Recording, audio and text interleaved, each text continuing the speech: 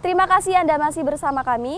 Apel kehormatan dan renungan suci di Taman Makam Pahlawan Lubuk Linggau, Minggu malam 16 Agustus 2020, hikmat sampai akhir acara. Berikut liputannya.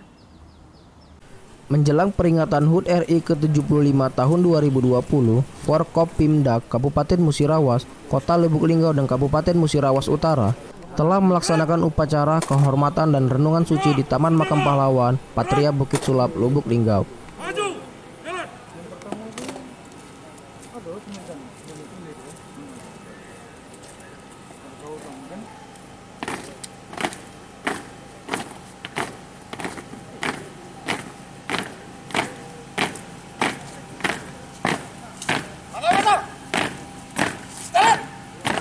Pada acara itu, terdapat beberapa rangkaian kegiatan, diantaranya pembacaan naskah apel kehormatan, Indonesia mengenang jasa-jasa para pahlawan.